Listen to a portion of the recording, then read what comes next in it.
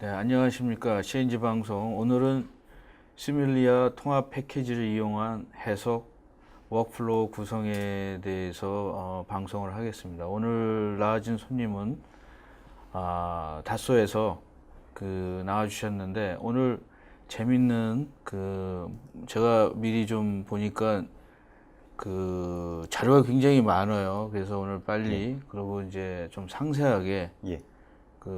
또 설명을 해 주실 것입니다. 그래서 본인 좀 소개 좀 간단하게 해 주시죠. 뭐 유명하지만. 예, 안녕하십니까. 저는 다수시스템 코리아의 김영진입니다. 현재 시뮬리아 브랜드에서 기술 쪽을 담당을 하고 있고요. 앞으로도 그렇고 이제 많이 여러분들을 뵙고 많은 그 얘기를 나눌 수 있으면 좋겠습니다. 잘 부탁드리겠습니다. 예. 저기 굉장히 좀 동안인데 뭐 예. 아까 몇 년 하셨다고 그랬죠? 시뮬리아 시뮬리아 아바커스부터. 입사한 지 12년 됐습니다. 굉장히 신입사원처럼 느껴져가지고. 감사합니다. 예, 시뮬리아 소개를 우선은 이제 좀 처음 들어오시는 분도 예. 있으니까 예. 이제 회사 배경이라든가 이런 것도 예. 간단하게 좀 설명을 해주시죠. 예. 저희 시뮬리아 브랜드는 다수 시스템의 한 브랜드고요. 지금 이제 다수 시스템에서 추구하고 있는 3D 익스피리언스 플랫폼이라고 하는 하나의 그 개발 환경에 있어서 사실적인 해석을 담당을 하고 있습니다. 그래서 주로 이제 그 해석하시는 엔지니어 분들서부터 이제 설계하시는 분들까지 이제 사용을 하실 수 있도록 하는 그런 그 기능들을 제공을 하고 있고요. 전 세계적으로 이제 146개 협력사와 그다음에 이제 그분들을 저희들이 이제 29개 그 전문가 집단이 이제 그분들을 지원을 해드리고 있습니다. 그리고 항상 자신 있게 말씀드리는 것 중에 하나는 이제 그 CA 분야나 아니면 해석 시뮬레이션 분야에서 이제 가장 기술적으로 선도 업체라고 말씀을 드릴 수가 있겠습니다. 예. 이제 옛날에 이게 CA 좀 하다가 또 예. 이제 다른 분야를 하시던 분들 중에는 시뮬리아 그러면 아바쿠스 아니냐 이렇게 생각하는 분들이 있는데 예. 그거는 그냥 이제는 점점 어떤 이게 플랫폼화 된 거지 않습니까? 이제는. 그래서 뭐 나중에 설명드리겠지만 안전에 관한 것도 있고 굉장히 많이 옛날 아바쿠스가 아니라는 거 한번 좀 얘기 좀 해주시죠. 예, 그 다음 슬라이드를 보시면 예. 좀 더 이제 다수 예. 시스템에서 시뮬리아 브랜드가 추구하고 있는 것들, 그 다음에 다수 시스템에서 추구하고 있는 부분들을 설명을 드릴 수가 있는데요. 일단 1978년에 아바쿠스가 처음 런칭이 됐고요. 그 다음에 2005년도에 이제 다수 시스템이 저희 아바쿠스를 인수를 했습니다. 그러고 나서 이제 다수 시스템 내에서 시뮬레이션을 좀 더 전문적으로, 그 다음에 그 사실적인 시뮬레이션을, 리얼리스틱 시뮬레이션을 하기 위해서 이제 좀 더 영역들을 펼쳐나가고 있고요. 그래서 2008년, 2013년 순차적으로 이제 저희가 그 뒤에서도 잠깐 말씀드리겠지만 프로세스를 통합하고 그 다음에 그 통합되어 있는 프로세스를 가지고 설계 최적화를 할 수 있도록 하는 아이사이트, 그 다음에 이제 구조적인 측면이나 아니면은 CFD적인 측면에서 우리가 직관적으로 파라메타를 이용하지 않고 그냥 직관적으로 얻어진 결과를 가지고 최적화할 수 있도록 하는 토스카. 그 다음에 구조 해석을 하게 되면은 그 다음에 이제 해야 되는 부분 중에 하나가 이 제품이 언제까지 이제 안전하게 우리가 사용을 할 수 있을 것이냐라고 하는 수명을 평가를 해야 되는데 그 수명 평가하는 소프트웨어 중에 이제 FSafe라고 하는 소프트웨어. 그 다음에 이제 작년에는 저희가 좀 더 실시간으로 응답을 얻을 수 있도록 하는, 특히 이제 그 멀티바디 다이나믹 영역에서 좀 더 확장할 수 있도록 하는 심팩을 인수를 해서 이 시뮬리아 브랜드는 좀 더 단순히 이전에 고급 그 유한요소 해석 내지는 비선형 유한요소 해석에 집중을 했었다 그러면 그 영역을 바탕으로 해서 좀 더 점진적으로 그 영역들을 넓혀나가고 있다 이렇게 보시면 되겠습니다. 네, 굉장히 많이 진화한 것 같아요. 예. 그러면 이제 제일 중요한 게 이제 아까 간략하게 설명을 해주셨는데 포트폴리오. 왜냐하면 이게 옛날에는 솔루션 시대라면은 지금은 이제 블렌드 패키지 예, 이걸 예. 해가지고 맞습니다. 포트폴리오를 조금 더 예. 특징적으로 좀 설명을 좀 예, 예. 해주시죠. 그 시뮬리아 브랜드에서 제공하고 있는 제품은 아까 보신 것처럼 아바쿠스, 아이사이트, 토스카, FE세이프, 심팩 이런 제품들을 이제 제공을 해드리고 있고요. 이 제품들을 가지고 그냥 단편적 물론 필요하시는 거에 따라서 각각 그 서로 독립되어 있는 아바쿠스 같은 경우에는 아까도 말씀드렸지만 이제 그 고급 비선형 해석을 그 비선형 구조 해석을 해주는 부분, 그 다음에 그거를 좀 더 영역을 넓혀서 CFD라든가 아니면은 다른 플로이드하고 같이 연동을 해서 해석을 해줄 수 있는 다물리 영역으로 좀 더 영역이 확장이 되고 있습니다. 그래서 그 해석과 관련된 부분이라고 말씀을 드릴 수가 있고요. 아이사이트는 그 꼭 저희 다수 시스템의 제품뿐만이 아니라 다른 제품들을 전부 다 전체적으로 엮어서 이게 이제 우리가 그 실제 제품을 만들어 나가고 있는 과정들을 이제 하나씩 통합하고 그거를 관리를 할 수 있도록, 그 다음에 자동화해서 그 자동화되어 있는 것들을 활용을 해서 이제 최적화 알고리즘들을 이용을 한다거나 하는 방식으로 이제 최적화까지 추구할 수 있도록 하는 그런 기능들을 제공을 하고 있고요. 토스카 같은 경우에는 이제 구조가 됐든 유동 해석이 됐든 설계를 하고 그 다음에 최적화를 하려면 뭔가 파라메타를 우리가 많이 이용을 하는데, 그 파라메타를 이용하지 않고 직관적으로 얻어진 결과를 바탕으로 해서 어떤 식으로 설계를 해나가야 되겠다라고 했을 때 그 방식을 이제 제공해 주고 있는 최적화 툴이 되겠습니다. 그러니까 주로 이제 컨셉과 관련된 부분이 되겠고요. FESafe는 이제 구조 해석을 통해서 얻어진 그 응력이나 변형률에 대한 결과를 가지고 수명을 예측하기 위해서 사용을 하고 있는 건데, 이거는 각자 개별적으로 제공을 해드리고도 있지만 지금 현재 그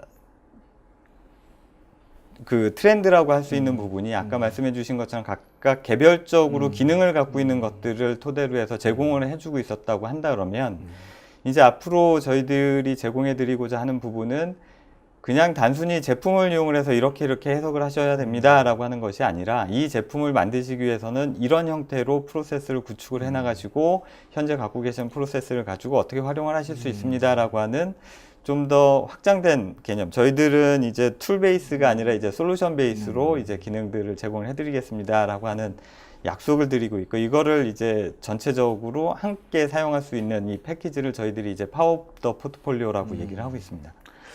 그러면 사실은 그 벤더 내부에서도 예. 이제 뭐 젊은 그 컨설턴트들은 굉장히 예. 많이 공부를 해야 되지 않습니까? 예, 맞습니다. 폭넓게. 예. 그래가지고 옛날에는 이제 뭐 아바쿠스 뭐 전문가 이렇게 예. 했으면 거기서 끝났는데 예. 지금은 이제 아이사이트라든가 예. 이런 것들을 해서 예. 굉장히 좀 그 다소의 그 CAD의 다소가 아니라 그 전체 엔지니어링의 다소에 좀 야심이 있는 것 같아요. 이거 보면은. 저희들이 그 추구하고 있는 부분은 이제 설계하시는 분들이 내지는 제품을 만드시는 분들이 하나의 환경에서 내지는 제한 없이 잘 쓰실 수 있도록 하는 그런 환경을 제공해 드리는 것이 저희들이 목표로 하고 있는 부분입니다. 예. 자, 이 이제 그러면은 이제 서로 이제 약간 어떤 관계가 있는지 좀 구체적으로 요좀 얘기 좀 예, 해주시겠어요? 그래서 지금 그림에서 보시는 것처럼 각각 개별적으로 돼 있는 제품, 그 개별적으로 구성되어 있을 경우에는 그 제품들이 갖고 있는 기능 위주로 사용을 하실 수밖에 없는데, 사실은 현업에서 사용하실 경우에는 그 기능을 활용하시는 것도 있지만 이게 이제 요 기능으로만 끝나는 것이 아니라, 예를 들어서 아바쿠스와 FESafe를 연동을 해서 구조 해석을 하고 그 다음에 우리가 어느 정도 수명이 될 건지를 예측을 해보고요. 그게 만족이 되지 않는다 그러면 아이사이트나 토스카를 이용을 해서 만족할 수 있도록 이제 설계를 변경을 하고 그 제한을 해야 될 필요들이 있거든요. 그래서 그 해석하시는 분들이 좀 더 그 유연한 환경을 가지고 이제 설계 분들을 지원을 해드리거나 아니면 설계안을 제시를 해주시거나 하는 그런 환경들을 제공하고자 노력하고 있습니다. 네. 그러면은 아바쿠스만 가지고 그동안에는 우리가 해석을 한다 아니면은 다른 그 제품을 가지고 해석을 한다 이렇게 많이들 하셨었는데 지금 이제 트렌드가 좀 바뀌고 있는 것 같습니다. 그래서 아까도 말씀드렸지만 솔루션을 제공을 해드리겠다라고 말씀드리는 이유는 이제 몇 가지 저희들이 조사를 했었던 그런 것들이 있었는데요. 요 다음 장표에서 보시게 되면은 지금 현재 해석과 관련한 부분에 있어서 넷fems라고 하는 그 곳에서 이제 시뮬레이션 관련한 분들을 가지고 그 분들을 대상으로 해서 이제 설문조사를 했습니다. 그래서 네. 현재 가장 많이 쓰고 있는 부분들, 그 다음에 우리가 긍정적으로 이제 활용하고 있는 부분들은 어떤 것이냐라고 하는 것을 조사를 했을 때 아무래도 가장 설계에서 기본이 되는 선형 해석을 이제 가장 많이 사용을 하고 계시지만 이제 그 재료의 비선형성이라든가 아니면은 여러 제품들, 여러 부품들 간에 이제 접촉이 발생이 된다거나 아니면은 충돌이나 이런 현상들이 발생이 되면서 이게 지금 우리가 하고 있는 부분들은 그런 복잡한 현상들을 이제 그 문제를 해결해 나가고 있고 어느 정도 이제 그 수준이 높아져서 이제 예측까지도 가능하다 이렇게 생각들을 많이 하고 계시거든요. 예. 그러면은 그 다음 조사를 했었던 거는 저희들이 이제 그러면은 향후에 어떤 기술이 더 필요할 것이냐라고 중요하죠. 하는 거를 이제 조사를 했었을 때 이제 크게 두 가지 부분을 말씀해 주셨습니다. 첫 번째가 이제 최적화에 대한 부분이었었고요. 그다음에 두 번째가 이제 피로 수명이나 아니면은 파괴에 대한 부분이 되겠습니다. 그래서 이 부분들을 또 같이 영역을 이제 해석을 하고 그 시뮬레이션을 통해서 이것들을 해결하고자 하는 그런 노력들을 많이 하시게 되거든요. 그런데 이것들은 아까 보신 것처럼 각각 다 개별적으로 존재가 되거든요. 네. 그래서 이거를 이제 어떻게 우리가 그러면 좀 더 유연하게 대처를 할 수 있을 것이냐라고 하는 고민들을 좀 해봤었던 거죠.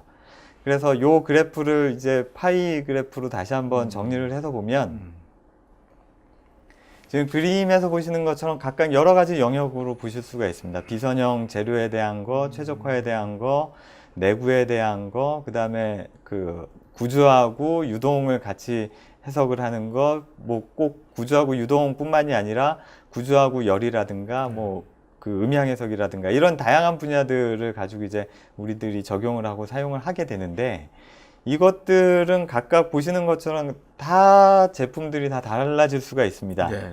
그래서 이 제품들에 대한 부분을 저희들이 이제 아까 말씀드렸었던 파워업 포트폴리오라고 하는 걸로 이제 바꿔서 여러분들께 제공을 해 드렸을 때 이 다음 슬라이드를 보시게 되면은 이제 어떤 식으로 되느냐 지금 그림에서 보시는 것처럼 대부분의 영역을 파워업 포트폴리오라고 하는 그 저희들이 제공해 드리는 이 솔루션으로 해결하실 수가 있거든요. 그래서 저희들이 목적으로 하고 있는 거는 아까도 말씀드린 것처럼 단순히 그냥 하나의 기능을 제공해 드리는 것이 아니라 실제 문제를 푸는데 어떤 식으로 우리가 더 많은 도움을 드릴 수 있을지 그 고민을 했었고 그 다음에 그 고민을 통해서 저희들이 이렇게 이제 여러분들께 기술을 제공을 해드리면 더 많은 도움을 드릴 수 있겠다라고 하는 결론을 얻게 된 거죠. 네. 그래서 이 기술적인 부분은 아까도 말씀을 드렸었기 때문에 이제 하나씩 간단하게 살펴보면 아바쿠스는 뭐 더 설명을 드리지 않아도 많은 분들께서 이해를 하고 계시고 그 다음에 알고 계실 거라고 생각이 되고요. 그래서 유한요소 해석에서 가장 그 자신 있게 말씀드릴 수 있는 그 전 세계적으로 가장 선도하고 있는 기술을 이제 선도하고 있는 그런 제품이다 이렇게 말씀을 드릴 수가 있겠습니다. 좀 더 영역을 이제 나눠서 설명을 드리게 되면 이 다음 슬라이드에서 보시게 되면 이제 보시는 것처럼 문제들은 아주 다양한 문제들이 있습니다. 왼쪽 아래에서 보시는 것처럼 하나에 대한 단품을 가지고 시작을 해서 오른쪽 위에 보시는 것처럼 차량의 충돌이라든가 아니면은 하이드로 플래닝 문제라든가 이런 것들을 이제 복잡하게 문제를 풀어나갈 수가 있는데 이거는 이제 그동안에 해석하시는 분들께서 내지는 그동안에 공학하시는 분들께서는 해석은 전문가만 해야 돼 라고 생각하시는 것들이 있었는데 아바쿠스는 지금 그림에서 보시는 것처럼 왼쪽에 설계하시는 분들서부터 해석을 전문으로 하시는 분들까지 쉽게 사용하실 수 있도록 하는 그런 그 편의성이나 그 다음에 그 모델을 복잡하게 꾸며서 실제 리얼리스틱 시뮬레이션을 하실 수 있도록 하는 그런 부분들을 제공을 해드리고 있습니다. 그 다음에 아이사이트는 가장 크게 말씀드릴 수 있는 부분이 두 가지 부분이 되겠는데요. 하나는 우리가 어떤 그 해석을 했거나 아니면 제품을 개발하는 데 있어서 가장 큰 문제점 중에 하나가 제품은 너무 복잡합니다. 네. 그리고 얻어지는 결과들도 너무 복잡하기 때문에 이거를 우리가 어떻게 잘 찾아나갈 수 있을 것이냐, 그 다음에 우리가 원하는 답을 얻을 것이냐라고 하는 것이 가장 큰 문제점이 되겠습니다. 그래서 저희는 이거를 설계 탐색 내지는 디자인 익스플로레이션이라고 얘기를 하는데요. 익스플로레이션이라고 얘기를 하는데, 이제 우리가 원하는 설계를 어떻게 찾아나갈 것이냐에 대한 방법론, 그 다음에 그걸 어떻게 프로세스 구축을 할 것이냐라고 하는 것이 이 아이사이트를 통해서 저희들이 그 방법들을 제안을 드리고 있습니다. 아이사이트라고 하는 거는 지금 이제 보신 것처럼 프로세스 통합, 그 다음에 설계 최적화, 저희들이 이거를 이제 영어로 풀어서 얘기하면 프로세스 인티그레이션 앤 디자인 옵티미제이션이라고 얘기를 하고 있고요. 이거는 또 별도의 시장으로 분류를 해놓고 있는데, 전 세계적으로 가장 많이 사용을 하고 계신 제품이 아이사이트가 되겠습니다. 그래서 이 아이사이트는 쉽게 다른 저희 시뮬리아 브랜드에서 제공하는 제품들, 그 다음에 그 외 제품들을 손쉽게 연결을 하실 수가 있고, 그거를 통해서 우리가 구상하고 있는 내지는 현재 사용하고 계시는 프로세스 플로우를 만드시고, 그 프로세스에 따라서 자동적으로 이제 작업들을 하실 수 있고, 그 자동적으로 하는 작업을 좀 더 효율적으로 하기 위해서 최적화 알고리즘을 이용을 해서 좀 더 나은 결과를 얻으실 수 있고, 더 많은 대안을 찾으실 수 있도록 그런 기능들을 제공을 하고 있습니다. 이게 초창기에는 이 예. 하드웨어가 굉장히 비쌌잖아요. 예, 네, 맞습니다. 그래서 현업에서 이렇게 돌려놓고 집에 갔다 오고 예, 예. 이런 사람도 있고 며칠 걸리고 예, 예. 이랬는데, 요즘에 프로젝트 같은 것들 하다 보면 좀 예. 그런 컴퓨터 파워가 굉장히 많이 세지지 않았어요, 이제? 컴퓨터 파워가 세진 것만큼 문제도 많이 복잡해지더라고요. 비주얼라이제이션 때문에 좀 많이 하는 거 아닌가요? 비주얼라이제이션 작업도 많이 있고요. 그 다음에 또 한 가지 문제점이 이제 여러 가지 방법들을 가지고 해석을 했을 때, 내지는 여러 가지 파라메타들을 조정을 가지고 해석을 했을 때, 그때 이제 몇몇 가지 케이스면은 손으로 정리를 하실 수가 있는데, 너무 많아지게 되면은 이제 문제점들이 발생이 되는 게, 어떤 케이스를 어떻게 돌렸는지 정리하는 것도 문제거든요. 네. 그래서 말씀해 주신 그런 케이스들, 그 다음에 많은 케이스들을 돌릴 경우에는 이제 이런 아이사이트나 이런 툴들을 이용을 해서 이제 데이터를 정리를 하고, 그 다음에 원하는 성향에 대한 것들을 이제 분석을 해내실 수가 있는 거죠. 그래서 오른쪽 밑에 있는 그림들이 이제 그래프가 세 가지가 있는데, 이 밑에 있는 세 가지 그래프가 그 결과들을 토대로 해서 어떤 식으로 각각의 인자들이, 파라메타들이 영향을 미치고 있는지를 분석을 하실 수가 있습니다. 인사이트나 이런 걸 하면 예. 오티마이제이션도 있지만 이제 좀 고급 엔지니어들이 예. 고급 일에 좀 종사하게 하고, 예, 맞습니다. 이제 초급 엔지니어들에게는 이런 좀 더, 프로세스에 좀 더 빨리 현업에 적응하실 수 있도록 예. 하는 그런 것들도 같이 제공을 그게 해드리고 있습니다. 굉장히 회사에서는 그게 굉장히 중요한 일이 아닐까 이렇게 생각해보고. 예, 맞습니다.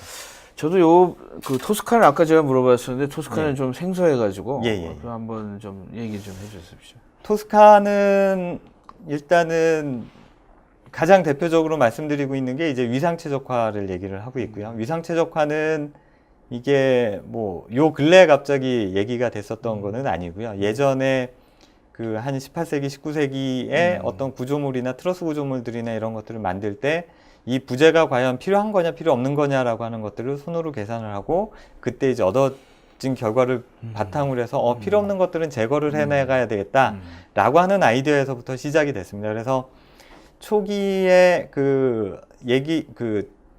그러다 보니까 우리가 초기에 어떤 컨셉을 잡아 나가는지 좀 애매한 경우에, 그런 경우에 이제 이런 토폴로지에 대한 기능들을 이용을 해주시면 이제 쉽게 그런 초기 형상들을 만들어 나간다거나 하는데 많은 도움을 받으실 수가 있는데, 토스카는 그렇게 작업하실 수 있는 위상 최적화부터 해서, 그 다음에 아까도 말씀드렸지만 일단 가장 우선적인 부분은 얻어진 결과를 토대로 해서 응력이나 아니면은 변형률이나 이런 것들을 분석을 해서 필요 없는 부분과 필요 있는 부분들, 아니면은 이거를 파라메타로 처리를 하지 않고 그냥 자체적으로 각각의 어떤 노드들이나 이런 것들을 설계 변수화 시켜서 이제 내부적으로 이제 설계를 해서 최적화를 유도를 하시는 거죠. 해석을 해서.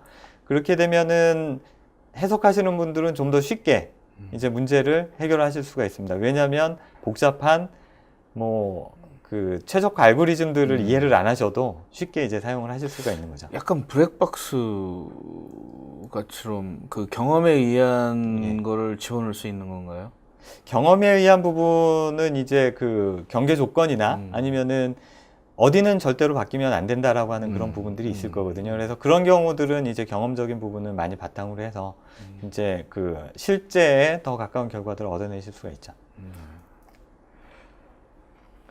여기도 설명을 좀 예. 해주시죠. 그래서 아까도 말씀드렸지만 맨 왼쪽에 있는 게 이제 위상 최적화, 토폴로지 최적화가 돼서 이제 그 초기 설계안을 우리들이 도출해낸다거나 할 경우에 이제 많이 사용을 하실 수가 있고요. 그 다음에 이제 두 번째로는 그 우리가 많이 다루고 있는 부분들이 벌키한 솔리드 모델일 수도 있지만 그렇지 않고 대부분이 또 박판 모델들이거든요. 그래서 이 박판 모델들의 두께를 이제 우리가 어떻게 조정을 해서 좋은 결과를 얻어낼 수 있을 것이냐라고 하는 부분이 있고요. 그 다음에 또 한 가지는 이제 최적화를 하게 되면은 불과 한 10년, 20년 전까지만 하더라도 쉐입에 대한 형상 최적화들을 많이 하셨었습니다.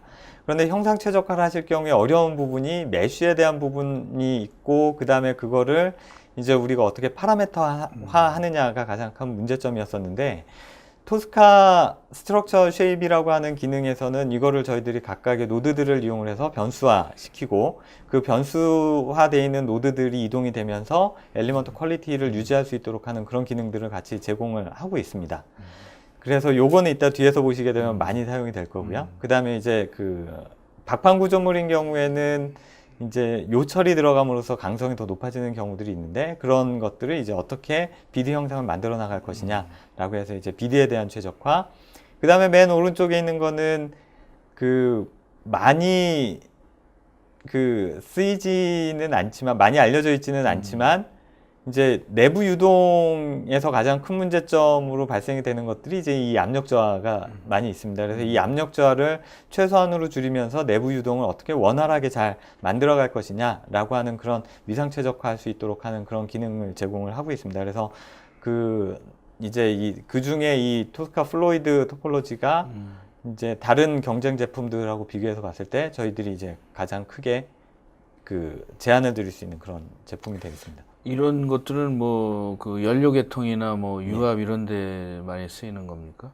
예, 연료 계통인 경우에도 그렇고요. 그다음에 차량 같은 경우에는 이제 에어컨 덕트나 이런 것들을 이제 최적화를 할 경우에 어떤 식으로 이제 공기가 잘 빠져나오도록 할 것이냐라고 했을 때 이제 많이 사용을 하고 있습니다. 근데 사실 이런 것들은 그 전문가들이 오랜 경험해 가지고 예. 그 모양 같은 것도 사실은 한 60, 70년대 이렇게 그 모양을 보면 예, 예. 그 이제 하수라고 그러나 하수들은 이해를 잘 못하잖아요. 그 예, 사람들은 경험에 의해서 이걸 조금 예. 이제 이것까지 이제 그 솔루션이 나오기 시작하네요. 이제 이게 그런 것들이 나옴으로써 이제 사람들이 좀 더 그 세련된 설계라거나 아니면 좀 더 우리가 이제 생각해 볼 수 있는, 저희 다소에서 얘기하고 있는 부분 중에 하나가 사람, 제품, 그 다음에 삶, 라이프, 그 다음에 자연. 세 가지가 어떻게 조화롭게 이제 이루어지면서 좀 더 나은 세상으로 갈 수 있을 것이냐라고 하는 부분들이 저희 다소 시스템에서 고민하고 있는 부분이거든요. 그래서 사람들은 이런 툴들을 이용을 해서 그런 것들을 추구할 수 있도록 하는 것들에 좀 더 집중을 할 수가 있는 거죠. 저는 이제 좀 자동차 같은 거 보면은 그 배기가스 이렇게 나오는 그 저기 있잖아요. 예, 맞습니다. 그런 거 보면은 디자인하는 사람이 아름답게 하면서도 그 대단하다는 마플러 같은 거 이렇게 나올 때 보면 고급차들은 일단 모양이 멋있더라고요.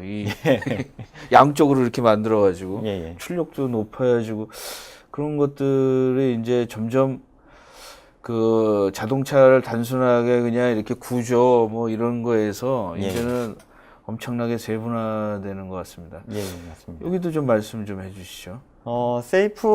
FE 세이프는 구조 해석 결과를 바탕으로 해서 우리가 이 제품이 그 반복적으로 동일한 하중을 받았을 때 그 몇 회까지 버틸 수 있을 것이냐라고 하는 거를 분석을 할 때 사용해주는, 저희들이 보통 이제 피로내구라고 얘기를 하고 있습니다. 그래서 그 피로내구에 관련한 제품이라고 보시면 되겠습니다. 그래서 이 제품은 이제 그 요 앞에도 있고 뒤에서도 말씀을 드리겠지만, 결국엔 그 제품을 만들어서 사용을 할 때 가장 중요한 부분 중에 하나가 신뢰도가 되는데, 그 신뢰성이라고 하는 부분은 결국엔 이 제품을 내가 어느 수준까지 쓸 수가 있느냐라고 하는 부분이 될 거고요. 물론 모든 분들께서 원하시는 거는 내가 이 제품을 사서 폐기할 때까지 쓰기를 원하시는 경우들도 있으시지만, 안전상의 이유로 그렇지 못한 경우들도 있습니다. 특히 항공기 같은 경우에는 몇만 시간 내지는 몇천 시간을 사용을 하게 되면 꼭 그 부품을 갈도록 되어 있는 그런 경우들이 있는데, 그런 것처럼 이제 안전하게 쓰기 위해서 이 제품이 우리가 어느 수준까지 보장을 할 수 있다, 반복적으로 이 하중이 들어왔을 때 몇 회까지 버틸 수 있다라고 하는 것들을 분석을 할 때 이제 이 FESafe를 사용을 하게 됩니다. 사실은 이 그 항공이나 이런 데 보면은 네. 이렇게 왜 가냐 이런 거를 보면 이제 저도 이제 나중에 알았는데, 그 어떤 우리가 요새 많이 느끼잖아요. 세이프티라는 거가 예, 그냥 맞습니다. 저는 엔지니어들한테 야, 안전해야 돼 이런 거보다 예. 엔지니어들은 좀 로직이 있지 않습니까? 예, 예. 설득을 시켜야 되는데, 이제 그 사회적 그 비용이랄까? 예, 예, 맞습니다. 그런 거를 이제 좀 설득을 시켜야 될 것 같아요. 이걸 예. 해서 예, 예. 그 사람이 죽거나 예. 뭐 안전에서 문제가 됐을 때 그 비용은 예.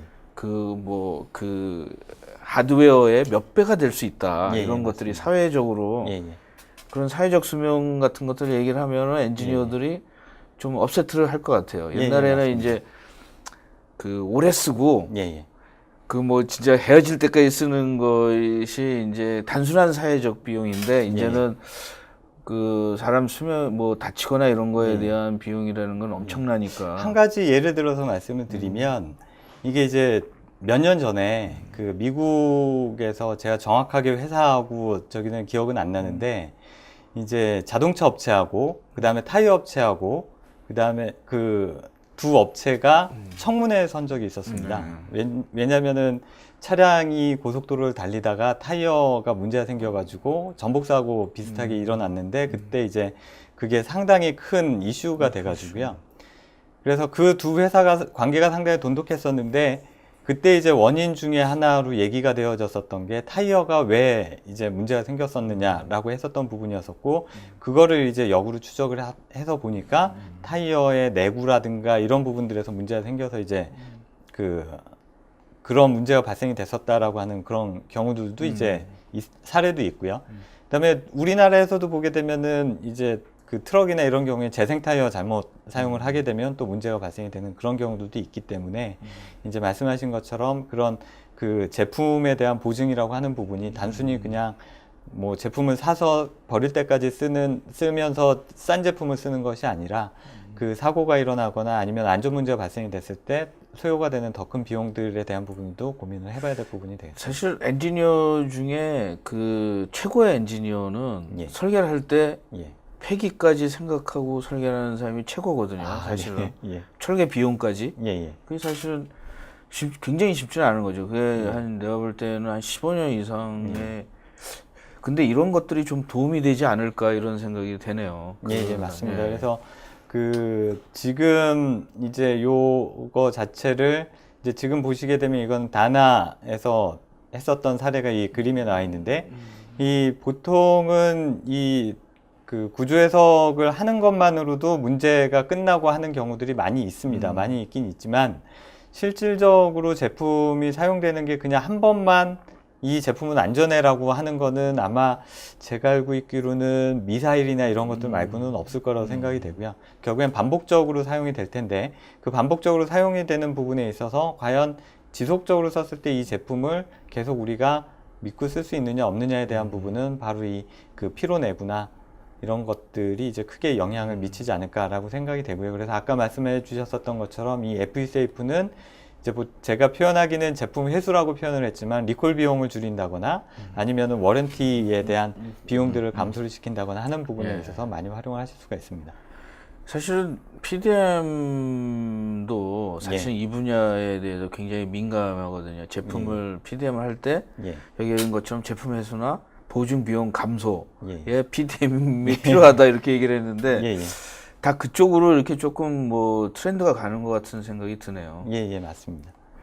그다음에 이제 사실은 그 워크플로우라는 부분이 이제 많이 다뤄왔는데 CA 해석에서 워크플로우라는 부분들이 그렇게 많이 성공하지는 않았어요. 왜냐하면 워크플로우 그러면 그 PLM이나 이런 데에서 워크플로우가 진짜 그거로 약간 먹고 살았지만 CA는 그 분야도 굉장히 다양하고 지금 이제 앞에 부분에서는 그 분야를 다 해가지고 대부분의 뭐 해결해 준다, 90몇 %를 해결해 준다.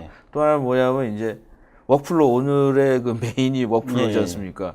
그래서 워크플로우에 대해서 요 두 가지가 뭡니까? 루버 이거 이그젬플을 보여주시는 건가요? 이그젬플을 보여드리는 건데 아까 네 가지 제품에 대해서 각자 개별적으로 어떤 기능들이 있는지를 말씀을 드리긴 했지만 그냥 저거 그 기능들이 있구나라고 하는 정도로만 이제 그 생각하실 수도 있고, 그 다음에 이것들을 그러면은 우리가 어떤 실질적으로 어떻게 이제 사용할 수 있을 것이냐.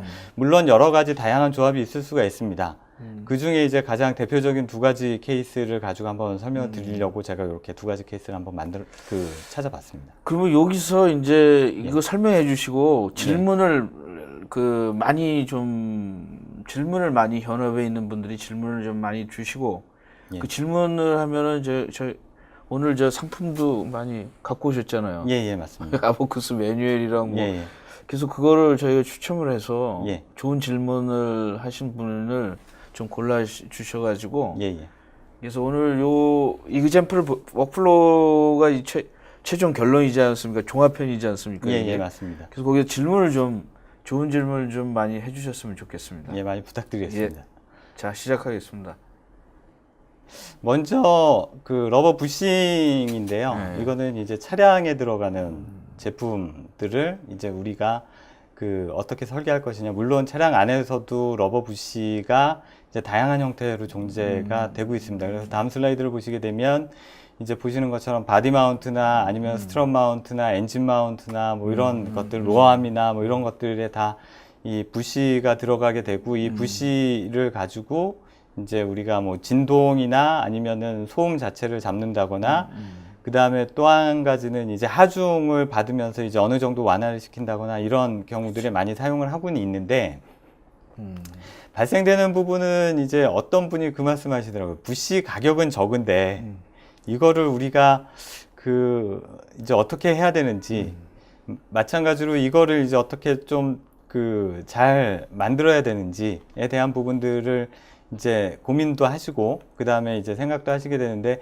사실은 부품 자체는 단순해 보이고 그 다음에 이 부품 자체에 대해서 이제 그냥 우리가 쉽게 생각을 할 수가 있지만 지금 보시는 것처럼 상당히 차량에서 상당히 중요한 부분들에 사용이 되고 있습니다. 그럼에도 불구하고 이 제품을 만드는 데 있어서 또 들어가는 비용도 만만치는 않고요. 그래서 단순히 그냥 뭐 이거 고무를 가지고 만들면 되는 거 아니야 이렇게 생각을 하실 수가 있는데 제가 그 고객분들 질문을 받았을 때 가장 까다로운 문제 중에 하나가 바로 이 부시에 대한 부분이 되어 있습니다. 그래서 문제 자체도 그렇고 그 다음에 제품 우리가 다뤄야 되는 재료 자체도 그렇고 이게 상당히 복잡합니다. 자동차가 그 안락성이기 때문에 이게 굉장히 중요한 것 같아요. 사람이 타서 이제 뭐 안락해야 되고 그 소리도 안 나야 되고 이게 사실은 다른 데에서 인간이 안 탄다면 별 문제가 별로 없어지는 건데 약간 연골이네요. 인간으로 따지면은 그럼에도 불구하고 상당히 중요한 역할을 하게 됩니다. 그러네요, 진짜. 그래서 이런 것들을 만들 때 이제 우리가 생각하지 못하는 부분들은 그냥 제품이 설계가 됐고 그 다음에 그걸 만들면 되는 거 아니야 이렇게 생각하실 수 있는데 사실은 그 만드는 과정에서는 여기 보시는 것처럼 이제 시제품도 만들어야 되고 만들어진 시제품을 가지고 이제 테스트도 해봐야 되고 차량에 직접 넣어서 테스트도 해봐야 되고 그 다음에 이렇게 테스트한 것이 그냥 단순히 지금은 괜찮아로 끝나는 것이 아니라 이게 이제 결국엔 또 차량에 장착이 돼서 몇만 킬로, 몇십만 킬로 이렇게 계속 주행을 할 거거든요. 물론 필요하다면 저희도 교체를 할 수도 있겠지만 이제 그런 것들이 상당히 이제 많은 부분들에 있어서 중요한 역할을 해주는 것이죠. 그래서 많은 부분들께서 이 그 제품 자체에 대해서 이거를 가지고 우리가 문제를 푸는데 어떻게 적용을 해야 되는지를 많이 고민을 하고 있습니다. 그래서 간단하게 워크플로우를 이제 설명을 드리면 이 워크플로우는 일단 그 두 가지 부분으로 나눠서 생각을 해볼 수가 있습니다. 하나는 뭐냐면 제품 자체가 우리가 원하는 성능을 발휘하고 있느냐에 대한 부분이 하나가 있고요. 그 성능이라고 하는 게 이제 또 다른 영역으로 좀 더 확장이 됐을 때는 수명에 대한 부분들까지도 이제 고민을 해보게 됩니다. 그래서 여기에서는 두 단계로 나눠서 하나는 제품의 형상에 대한 부분을 먼저 최적화를 하고요. 그런데 형상에 대한 부분을 최적화를 하다 보면 이 제품이 우리가 원하는 그 강성 곡선을 만족 못 시킬 수가 있습니다. 그래서 일단 그 원하고 있는 강성 곡선을 만족을 시키고 그 다음에 이제 그렇게 얻어진 결과를 토대로 해서 이제 그 내구 수명을 만족시킬 수 있도록 하는 형상은 어떤 형상이 되는지 이렇게 해서 두 가지 단계로 이제 워크플로우가 구성이 되어 있습니다. 그래서 첫 번째로 우리가 원하는 형상을 얻어내고 그 다음에 그것이 우리가 원하는 타겟을 맞출 수 있도록 해주는 부분을 일단 아이사이트를 이용을 해서 전체적인 그 프로세스를 구성을 했는데 그 구성은 첫 번째로는 부시의 형상을 만들어야 되겠죠. 그래서 저희들이 이제 아바쿠스 CA를 가지고 부시 형상을 만들 수 있도록 하는 그 프로세스를 이제 신코드라고 하는 그 아이사이트의 한 컴포넌트를 이용을 해서 사용을 했고요. 그 다음에 이제 아바쿠스 컴포넌트를 이용을 해서 이제 만들어져 있는 아바쿠스 인풋 파일을 실제로 실행을 하고 그 다음에 그렇게 얻어진 거를 가지고 이제 아바쿠스 ODE 파일을 통해서 우리가 강성 곡선을 추출을 하고요. 얻어진 강성 곡선을 가지고 우리가 원하는 그 곡선을 만족을 시키고 있는지 우리가 타겟으로 하고 있는 강성을 만족을 시키는지를 일단 분석을 해서 이제 그렇게 얻어진 거를 가지고 이제 형상을 최적화할 수 있도록 이렇게 이제 그 단계를 구성을 했습니다. 그 다음에 아이사이트를 가지고 작업을 할 때 가장 중요한 부분은 크게 두 가지 부분이 되는데 하나는 이제 형상을 어떻게 만드는지 두 번째로는 해석에 대한 부분이 될 겁니다. 그래서 해석에 대한 부분은 아바쿠스 스탠다드를 가지고 문제를 설정을 했고요. 그래서 부품은 총 3개, 그래서 인너 샤프트, 그 다음에 그 부싱 캔, 그 다음에 부시 세 가지를 모델링을 해서 이제 그 각각에 맞는 경계 조건, 그런데 이건 이제 위아래로 대칭이기 때문에 일단 2분의 1로 대칭 모델을 지정을 했고요. 그 다음에 각각 부품 사이에서 발생하고 있는 컨택은 제너럴 컨택을 이용을 해서 설정을 했습니다.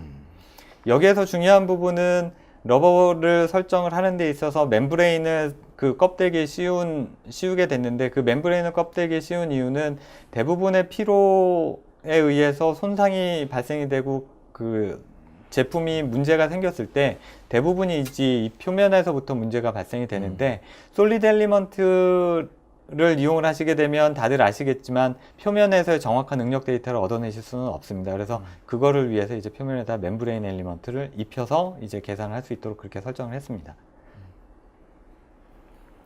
그리고 나서 이제 형상 최적화하는 단계에 대한 부분은 이제 외곽에 있는 그 노드들을 전체적으로 선정을 해서 아바쿠스를 돌린 ODB 파일을 가져다가 FSafe를 돌리고 거기에서 얻어진 정보를 가지고 이제 그 토스카에서 정보를 불러다가 이제 최적화할 수 있도록 그렇게 설정을 했는데 아이사이트에서 최적화를 설정했었던 거는 형상에 대한 부분들을 여기 사이즈는 얼마다, 여기는 그 곡률은 얼마다라고 하는 거를 그 파라메타를 지정을 했다면 지금 토스카를 가지고 설정한 거는 오른쪽 위에 있는 그림 자세히 보시게 되면 각각의 외곽 사이드에 있는 지금 빨간색으로 표시되어 있는 노드들을 전부 다 이제 그 형상을 최적화하는 데 사용을 하겠다라고 이제 설계 변수로 지정을 한 겁니다. 그래서 그거를 가지고 계산을 하시게 되면 지금 보시는 것처럼 아주 많은 개수의 설계 변수를 다뤄서 이제 토스카가 최적화를 수행을 할 수가 있겠습니다.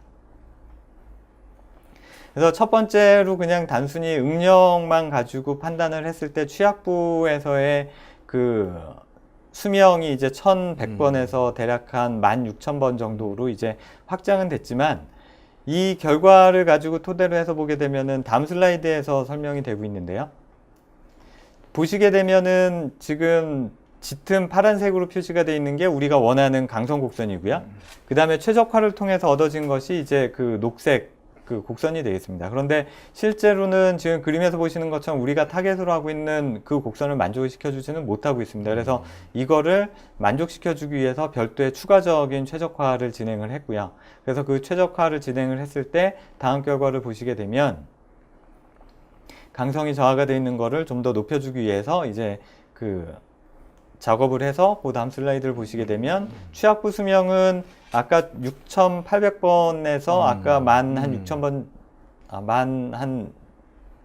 9,100번에서 한 16,000번 정도로 됐는데 네. 취약 부분이 훨씬 더 이제 많이 더 증가가 됐죠. 이거는 강성 곡선에 대한 부분, 그러니까 기본적으로 이 부시가 만족을 해야 되는 부분을 아까 최적화는 했지만 만족을 못 시켰었던 거고요. 지금은 그 성능을 만족을 시키면서 이제 피로 내구 수명을 이제 만족을 시켰다 이렇게 보시면 되겠습니다. 그래서 다시 한번 정리를 해서 말씀을 드리면 총 2단계로 워크플로우를 구성을 했고요.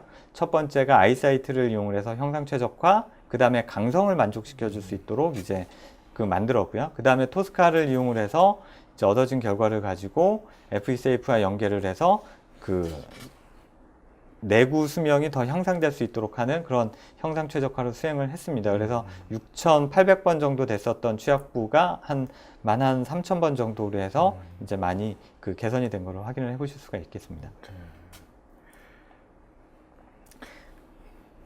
그 다음은 이제 파워 스틸링 예. 플라스틱 부분인데 예, 예. 여기도 좀 재밌을 것 같아요. 이게 예, 예. 사실은 보시면은 스티어링은 사실은 그 자동차를 좋아하시는 분들은 상당히 신경을 많이 쓰는 부분입니다. 왜냐면 그 지금 보시는 것처럼 저속일 때는 좀 편안함을 느껴야 되고 고속일 때는 정밀함을 느껴야 되는 부분도 있지만 아무래도 운전 자체를 즐기시는 분들은 이 차가 마음대로 움직인다라고 하는 부분을 가지고 생각했을 때는 크게 세 가지 부분을 가지고 느끼시게 될 텐데 첫 번째가 가속, 그 다음에 두 번째가 감속. 그래서 내가 그 엑셀을 밟았을 때 얼마만큼 빨리 반응하느냐, 브레이크를 밟았을 때 얼마나 빨리 멈추느냐에 대한 부분이 있을 거고요. 그 다음에 이제 두 번째로 편안하면서 또 내가 이거를 내 마음대로 움직이고 있다라고 하는 거를 느끼실 수 있는 부분이 바로 이제 이 스티어링 부분일 거거든요. 근데 이 스티어링에 대한 부분은 사실은 그냥 단순히 그 원하는 형태뿐만이 아니라 여러 사람들이 편안하게 운전을 하셔야 되기 때문에 이제 그 많이 고민을 하고 있는 부분들이 되겠고요. 그래서 크게 두 가지 타입의 그 파워 스티어링이 존재가 됩니다. 하나는 이제 모터를 가지고 작업하시는, 요 다음 슬라이드를 보시면 모터를 가지고 하는, 일단 스티어링 부분을 먼저 보시면 이제 요 차량 스티어링에 대한 부분을 좀 색깔을 달리해서 표시를 했고요. 그 부분을 좀 더 확대를 해서 보시게 되면은 이제 지금 딱 그 핸들과 그 다음에 렉앤피니언으로 연결이 될 거고요. 이 중간에 이제 연결되는 부분이 이제 스티어링이 어떻게 연결이 되느냐에 대한 부분인데 요거는 요 다음 슬라이드를 보시면 이제 요즘 많이 사용하고 있는 파워 스티어링 타입이 크게 두 가지 타입이 있습니다. 이전에는 유압 타입을 많이 사용을 했었는데 요즘에는 이제 모터를 이용하는 타입이나 아니면은 전자식으로 이제 제어하는 타입 두 가지 타입으로 이제 많이 사용을 하고 있고 고급 승용차에 이제 그런 타입들이 많이 사용이 되고 있죠. 예, 유압 전에는 그냥 예, 그냥 힘으로 돌리는 하는 거가 있었는데 예. 이것도 참 복잡하네요. 이것도. 예. 근데 이 경우에 이제 렉앤피니언에 대한 부분 중에서 이제 이 그 기어에 대한 설계나 아니면은 이 부품을 어떻게 이제 가볍게 우리가 만들 수 있느냐가 하나의 방법이 되겠고, 그래서 그거를 한 가지 키로 잡아서 이제 그 한 사례로 이렇게 삼은 케이스가 되겠습니다. 그래서 아무래도 스티어링은 좌측으로 움직이거나 우측으로 움직이거나 하는 형태가 될 거고요. 그 다음에 이제 이것이 그 온도 상태가 이제 아무래도 영향을 많이 미칠 겁니다. 그래서 이 온도에 대한 부분들을 우리가 고려를 해서 이제 작업을 해야 될 거고요. 그 다음에 이 부분은 이제 무한 수명으로 돼서 이제 사용이 될 수 있도록 하는 것이 목적하는 부분이 되겠습니다. 모델 자체는 이제 실제 모델을 기어에 있는 이빨 형상까지 다 넣어서 이제 해석을 하면 좋겠지만, 여기에서는 이제 그 단순성을 좀 추구하기 위해서 그 이빨, 그 기어 이빨에 대한 부분은 고려하지는 않고요. 단순히 이제 설계해서 이제 이 폭이라든가, 그 다음에 이제 이 부품이 그 무게를 위해서 플라스틱 부품을 쓰고는 있지만, 또 이게 어느 부분은 또 튼튼하게 버텨줘야 되는 부분들이 있기 때문에 그 부분들은 이제 스틸로 이제 구성이 돼서 모델이 구성이 되어 있습니다. 그래서 이 경우에 이제 크게 두 가지 로드 케이스를 고민을 했고요. 그래서 한 가지는 120도에서 이제 토크가 60Nm일 때, 그 다음에 이제 상온에서 120Nm일 때를 고려를 했고요. 그 다음에 머티리얼 모델은 저희들이 이제 그 플라스틱을 이용을 했고, 저건 이제 그 러버와 유사한 형태의 모델을 이용을 했습니다. 그리고 그 중에 이제 여 모델을 사용을 해서 적용을 했습니다. 그 다음에 이제 두께 방향을 반으로 쪼개서 이제 2분의 1 모델로 하고, 그 다음에 이제 똑같은 모델이 반복이 되기 때문에 이제 사이클릭 시메트리 형태로 해서 저희들이 모델링을 했습니다. 그 다음에 이제 스틸이 있는 부분은 아무래도 변경이 되면 안 되기 때문에 고정을 했고요. 그 다음에 이제 그 앞뒷 부분 시메트릭 조건도 마찬가지로 이제 구속을 해서 이제 그 변경이 있을 수 있는 부분, 변경이 없는 부분을 이제 구분을 해서 표현을 했습니다. 그래서 여기 그림에서 보시면 주황색으로 표시되어 있는 부분은 설계 형상이 바뀌면 안 되는 부분이고요. 그 다음에 노란색으로 표시되어 있는 부분은 형상이 이제 바뀌게 되는 그런 부분이 되어 있습니다. 그래서 먼저 토폴로지 최적화를 이용을 해서 일단 작업을 진행을 했습니다. 그래서 그림에서 보시는 거는 이제 40%, 45%, 50%, 형상들을 보시게 되면, 과거에는 이런 형상들만 딱 가지고 보시게 되면, 아, 이거를 이제 설계하는 파라미터를 어떻게 만들어야 되느냐, 라고 하는 부분이 이제 가장 큰 고민이 되시고 질문을 많이 받는데, 사실은 위상 최적화를 통해서 얻으실 수 있는 가장 큰 장점 중에 하나는 아이디어를 얻는다는 겁니다. 그러니까 이거가 꼭 답이라는 것이 아니라 이거를 통해서 내가 설계하고자 하는 거에 대한 형상을 어떤 식으로 맞춰 나가면 좀 더 효과적인 그 성능을 발휘할 수 있겠구나 라고 하는 거를 이제 얻어낼 수가 있다는 거죠. 예. 그래서 이 모델에서는 가운데 있는 이제 45%를 기준으로 해서 이제 초기 형상에 대한 부분을 기준을 잡았습니다. 그래서 그게 이제 요 다음 슬라이드를 보시면 그렇게 만들어져 있는 요 형상을 가지고 이제 그 아바쿠스 CA에서 이렇게 모델링을 했지만 사실은 다른 CAD 프로그램이나 이런 것들을 통해서 이제 요 형상을 가져다가 사용을 하실 수가 있습니다. 그래서 이렇게 만들어져 있는 초기 형상을 가지고 이제 그 주응력에 대한 부분, 그 다음에 필요에 대한 부분을 같이 고민을 해서 요 다음 슬라이드를 보시면 이제 필요에 대한 부분을 이제 잘 하기 위해서 이제 설정을 했고요. 그래서 그거를 가지고 형상을 최적화를 했습니다. 그래서 이렇게 이제 내부를 형상을 최적화한 다음에 요거를 가지고 이제 해석을 수행을 해서 요 다음 슬라이드에서는 이제 그 수명에 대한 부분들을 얻어내게 됐죠. 그래서 여기에서는 이제 그 FESF를 이용을 해서 그 피로 수명을 평가를 하는데 대략 한 8가지 플라스틱 머티리얼을 활용을 해서 이제 내구 수명을 평가를 했습니다. 지금 여기까지 들어보니까 예. 그전에는 이제 설계하는 사람들이 자기 경험에 의해서 이제 형상을 만들고, 그 예. CA 하는 사람들은 그 형상에 대해서 예. 야, 이 형상이 어때? 괜찮아라는 걸 검증하는 걸 왔었는데, 이제는 예. 서로 양방향일 수 있다라는 생각이 드네요. 그 예, 형상에 맞습니다. 대해서. 그리고 요즘에 보면은 이제 설계하시는 분들께서도 그 설계안에 대해서 문제가 있다면 어떤 방향으로 가야 되는지에 대한 그 방향성이나 이런 것들 제시도 많이 이제 해석하시는 분들한테 요구하시는 경우들이 많이 있습니다. 이런 걸 보면서 좀 조직이 옛날에 네. 이제 CA나 CAD나 이런 것들이 좀 한데 이렇게 뭉쳐서 한 조직으로 일할 수도 있다라는 생각이 드네요. 전에는 예, 이제 좀 CA 팀 따로 있고 막 이렇게 했었는데 CAD 팀 따로 있었는데 이제 점점 점점 이제 그 해석에 대한 부분 요구가 많아지고 그 다음에 설계에서도 좀 더 그 이제 고객 대응이나 이런 것들을 좀 더 잘 하기 위해서 저희들 보통 이제 타임 투 마켓이라고 표현하는 그런 것들을 수행하기 위해서 이제 설계하시는 분들의 해석 역량에 대한 부분들도 많이 고민을 하고 계십니다. 이 그림들 해서 이제 좀 하고 마지막으로 이제 시간이 많이 흘러가지고 이제 좀 간략하게 좀 설명을 장점은 간단하게 말씀을 드리면 이제 제가 처음에는 시뮬리아의 통합 패키지라고 말씀을 드렸고 그 다음에 그 통합 패키지에 대한 부분은 이제 저희들이 파워 포트폴리오라고 하는 걸로 해서 제공을 해드리고 있습니다라고 말씀을 드렸지만 그 가장 기본적인 목적에 대한 부분은 아까 맨 처음에 말씀드렸었던 것처럼 툴의 기능을 제공하고자 하는 것이 저희들의 목적이 아니라 이 여러분들께서 실제로 원하시는 해답을 얻기 위한, 그러니까 솔루션 자체를 잘 찾아 나가실 수 있도록 하기 위해서 저희들이 이 기능이나 이런 패키지를 제공을 하고 있는 거고요. 그런 측면에서 이제 협업, 아까 말씀하셨었던 협업이나 아니면은 라이센스 관리적인 측면이나 이런 부분들에서 많은 장점을 얻으실 수가 있습니다. 네. 제가 한 가지 광고가 있는데, 예. 한 가지가 아니라 두 가지 광고가 있습니다. 하나는 저희들 지금 말씀드렸었던 내용을 포함을 해서 아바쿠스 사용하시는 데 있어서 많은 분들께서 어려움을 겪고 계시거든요. 그래서 저희들이 다수 시스템에서 블로그를 하나 개설을 했습니다. 그리고 그 블로그에서 이제 시뮬리아 브랜드에서 아바쿠스나 아니면은 저희들이 제공하고 있는 다른 툴들의 이런 그 어려운 점들을 이제 저희들이 쭉 자료들을 모아서 그거를 이제 한글화하고 여러분들께서 활용하실 수 있도록 하는 그런 블로그를 운영을 하고 있으니까 여기 블로그 주소도 있으니까요. 많이 참고를 해주시고요. 그 다음에 올해 저희들이 10월 23일 날 그 시뮬리아 유저 미팅이 있습니다. 그래서 이 유저 미팅은 미팅이라고 하는 말 자체를 보고 그 다음에 유저 미팅이면은 시뮬리아에 있는 사람들이 고객들을 만나는구나 이렇게 생각을 하실 수도 있는데 저는 다르게 해석을 하고 있습니다. 고객분들께서 저희들이 만들어 놓은 자리에서 모든 고객분들께서 다양한 아이디어를 주고받으실 수 있는 그런 자리를 만들고자 하는 게 저희들 목적이고요. 그래서 그 많은 참석 부탁드리겠습니다. 네.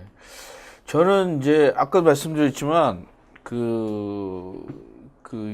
올해 브랜드 중에 가장 높이 올라간 게 페이스북이라는 얘기를 하더라고요. 그래서 자 블로그 이런 데는 나도 그렇게 쓰려고 그러면 좀 부담돼. 이거 쓰나. 근데 페이스북은 조금 뭐 그냥 거기에다가 이렇게 툭 던져서 얘기할 수 있게 좀 그 인터페이스 같은 거가 좀 블로그보다는 조금 좀 편안하다는 생각이 드는데 본인께서 좀 페이스북에서 이런 그 고객들을 위해서 한번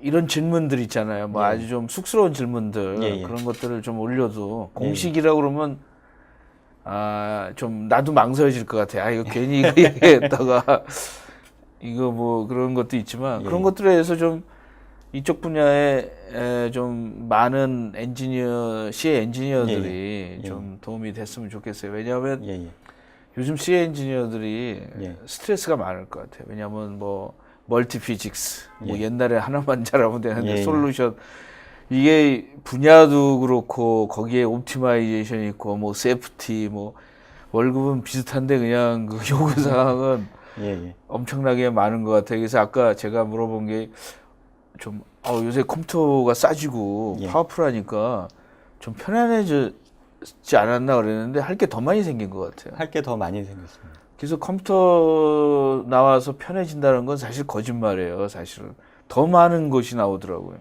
더 많은 거를 해야 되고 더 많은 고민을 해봐야 되는 거죠.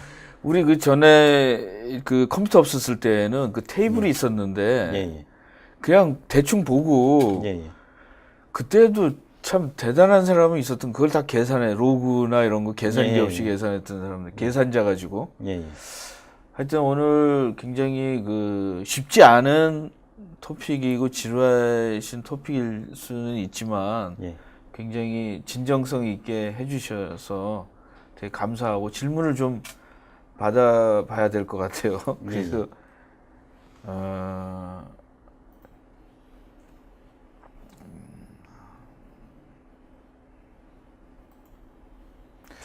질문을 이제 여기 보니까 뭐 고수들도 있고 질문들 많은데 우리 좀 질문을 좀 받아볼까요? 뭐 아시는 분들도 있을 테고 그래서 아시는 분들은 반갑습니다 이런 질문을 하셨고 안녕하세요.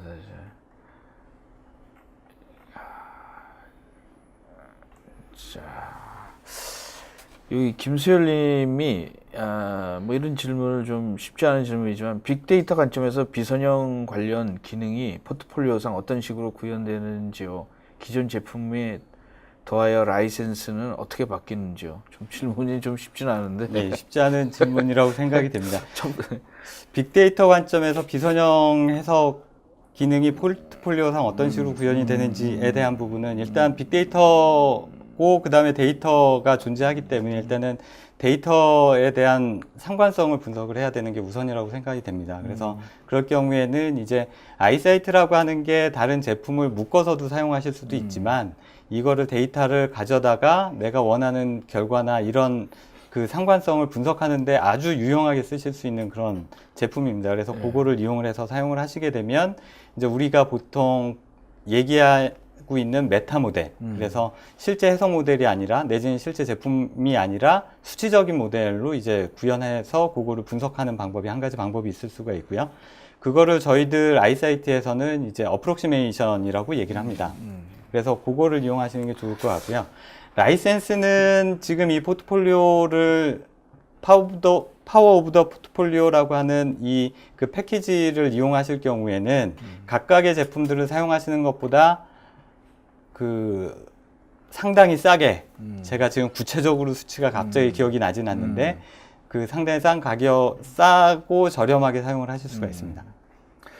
그 저도 하나 질문을 하겠습니다. 요새 이제 아까 이분이 말한 이제 빅데이터라는 거가 뭐 굉장히 일반적으로 우리가 얘기하는 그런 뭐 소셜 네트워크 이런 데이터가 아니라 옛날에 DB로다가 테이블로다가 만들어지지 않았지만 굉장히 그 이제는 사용할 수 있는 방대한 데이터들을 있는데 이 그 프로젝트를 많이 하셨잖아요. 요즘에 이런 데 보면 그 요새 그 회사들이 그런 빅데이터들을 많이 과거의 빅데이터를 많이 갖고들 있나요? 그게 관점이지 않습니까? 사실은 그렇죠. 그 뭐 솔루션이 좋아도 데이터가 빅데이터가 없는 데도 있을 거 아닙니까? 어떻게 생각하세요? 그게 우리 회사들이 그런 데이터를 지금이라도 커렉션을 많이 하고 있는지 아니면은 지금은 그 시도들을 많이 하고 계시는 것 같아요. 이전에는 저희들이 아무래도 이제 그 개발하고 하는 과정들이 그 결과나 이런 것들 위주로 해서 돼 있다 보니까 그 중간에 이제 실패했었던 데이터들도 그냥 다 그 없애버리거나 아니면 그나마도 성공했었던 데이터들에 대한 것들도 이제 뭐 시간이 지나면서 그런데 과거 데이터들의 문제점 중에 하나는 뭐가 있냐면 포맷이 바뀌면 또 다 같이 바뀌어야 되는 문제점들이 근데 그러니까 지금 빅데이터라는 거가 그런 일반적인 그 텍스트 데이터도 사용할 수 있어야 보통 말하는 빅데이터가 그런 거 아닌가요? 그냥 그 태블 형식으로 그냥 그런 데이터들 그거를 이제 어떻게 유용하게 이제 일단은 어떤 시스템에 넣기 위해서는 그거를 이제 그 서류로 돼 있는 것들인 경우에는 어떤 식으로든 좀 작업을 하셔야 될 필요는 있을 것 같고요. 만약에 그렇게 돼서 정리가 돼 있다면 이제 아까 말씀드렸었던 그 시뮬리아 브랜드에서는 이제 그 아이사이트라고 하는 거를 이용을 해서 상관성을 분석을 하실 수가 있고요. 저희 회사의 다른 그 브랜드에 있는 제품 같은 경우에는 그 상관성 자체도 존재하지 않는 경우에 그 방대한 데이터를 통해서 우리가 어떤 조건일 때 우리가 원하는 것들이 얻어지더라라고 하는 그런 데이터의 패턴을 분석하실 수 있는 그런 제품들도 같이 제공을 하고 있습니다. 김태식 님이 세미나에서 제품 출시 시 가장 중요한 요소가 신뢰도라고 하셨는데 이 신뢰도를 별도로 측정할 수 있는 기반 기술이 있는지 궁금합니다.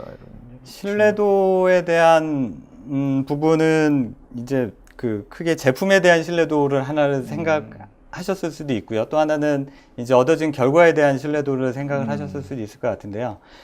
그 제품에 대한 신뢰도라고 하는 거는 그동안에 왔었던 이력들, 그 다음에 이제 또 개발하는 부분에 있어서 어떤 식으로 어떤 규격에 맞춰서 체계화돼서 이제 개발이 됐느냐 하는 그런 부분들이 있을 것 같은데 그런 것들은 저희 회사 홈페이지에 들어와서 보시면은 아바쿠스는 어떤 규격에 맞춰서 개발이 됐었는지를 확인해 보실 수가 있고요. 그 다음에 이제 두 번째로 그 우리가 만들고자 내지는 해석한 결과에 대한 그 신뢰도라고 하는 부분은 결국엔 현상과 그 다음에 결과를 맞춰볼 수밖에 없습니다. 그래서 그 과정인 경우에는 이제 어떤 형태로든 실제 시험하고 해석 결과를 비교를 해봐야 될 거고요.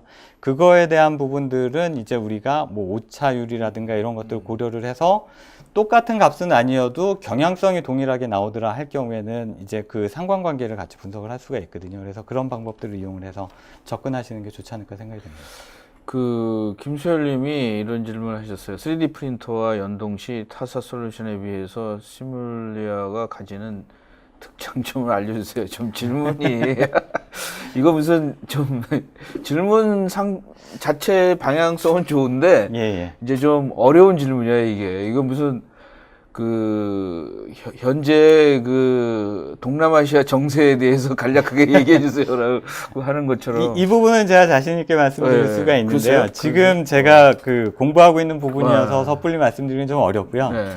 저희 이번에 진행하는 시뮬리아 리저널 유저 미팅에 참석을 하시면 그 중에 한 토픽이 바로 저희 시뮬리아가 바로 3D 프린터와 관련해서 어떤 가치를 제공을 해드릴 수 있는지 그거를 설명드리는 세션이 있으니까 그 세션을 참석을 하시면 좋은 답변을 얻으실 수 있을 것 같습니다. 이 반드시 가봐야 되겠네요. 3D 프린터와 예. 에디티브 에디티브 매니팩처링이라고 하는 주제를 분야에, 가지고 그 부분에 대해서는 이제 그다음에 박지훈 님이 부싱 피로 예측 시 물성은 어떻게 반영되나요? 고무의 물성이 시간에 따라 변하는데 이것은 어떻게 구현하는지 좀 궁금합니다. 이런 식으로 얘기했어요. 이거는 FESafe 모듈 중에 제가 아까 보여드렸었던 두 모듈이 전부 다 FESafe의 러버라고 하는 모듈이거든요. 그 모듈에서 이제 이 고무의 특성들을 반영을 해서 이제 에너지 방법이라거나 이런 것들을 이용을 해서 피로 수명을 예측을 하고요. 마찬가지로 이 시간에 따라서 변한 보통 우리가 크립이나 아니면 스트레스 릴렉세이션이나 아니면 비스코 일라스틱에 대한 특성들에 대한 부분들도 그거는 제가 구체적으로는 좀 확인을 해봐야 되긴 하겠지만 아마 적용은 가능하신 걸로 알고 있습니다. 그래서 이거는 이제 고무 물성 자체를 정의를 하실 때 같이 반영이 되는 걸로 알고 있습니다.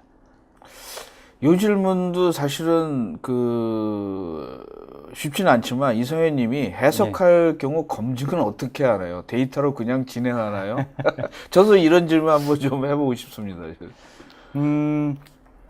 해석에 대한 검증은 일단 아까 신뢰도에서 말씀드린 것처럼 일단은 시험하고 그 다음에 해석 결과로 두 개를 비교해 볼 수밖에 없고요.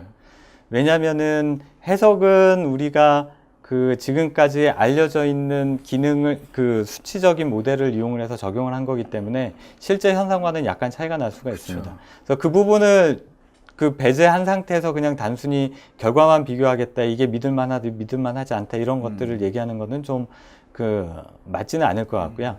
그래서 일단은 시험하고 그 다음에 해석한 결과를 비교를 하면서 그 원인이 이 모델을 그대로 반영을 할 수 있는 건지 없는 건지에 대한 부분들을 이제 보고 그 다음에 그거를 가지고 우리가 어떤 부분을 놓치고 있는지, 머티리얼을 좀 더 이제 정확한 데이터를 써야 되는지 이런 것들을 이제 분석을 해야 될 것 같고요.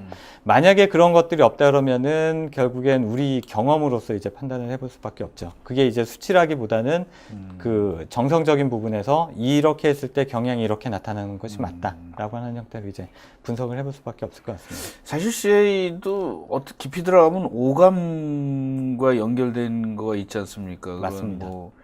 눈으로 봐가지고 야 이건 좀 이상하다라든가 예. 말로 설명하기는 어렵지만 예.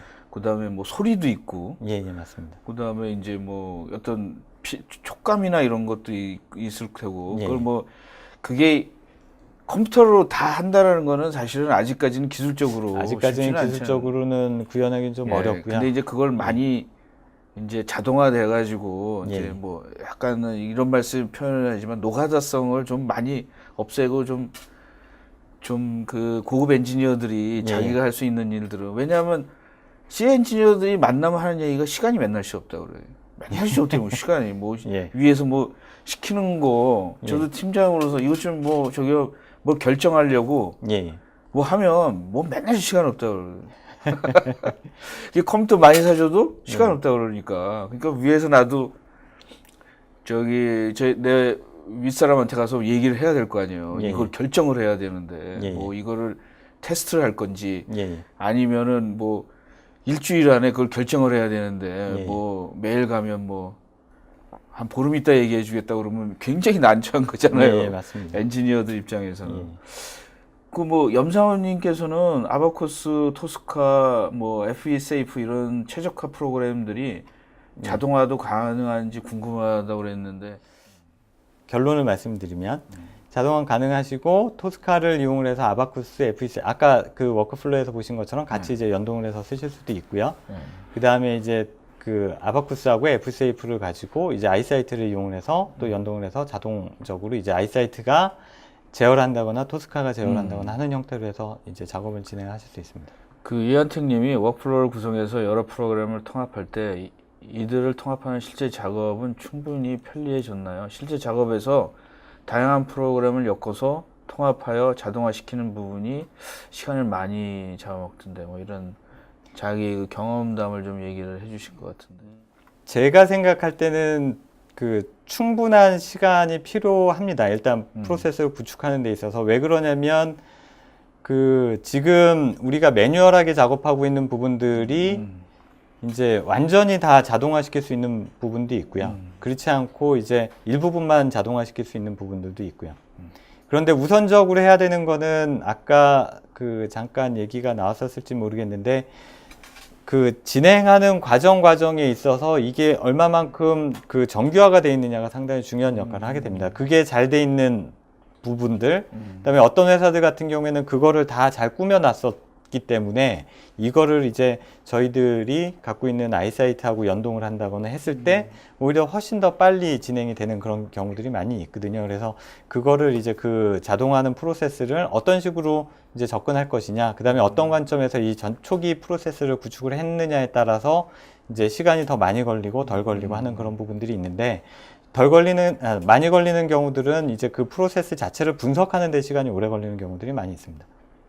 근데 일단 그 CA 엔지니어들이 그 예. 프로세스에 대해서 자기가 머릿속으로 있지 그거를 이제 뭐 공적으로 이렇게 내놔서 너 프로세스를 모든 사람이 공유하게 공적으로 한번 해봐 그러면은 아 이거 약간 뭐 내 노하우도 있는 거고 이걸 다 털어가지고 그리고 또 머릿속엔 있지만 그거를 뭐 모든 사람이 이해하게 뭐 블로그로 만든다는 것도 머리 아프고 그래서 그런 부분이 좀 의외로 복잡한 부분이 많이 있고요. 그 다음에 그러다 보면 그동안에 이거를 다시 한번 돌아볼 수 있는 그런 기회들도 주어지고요.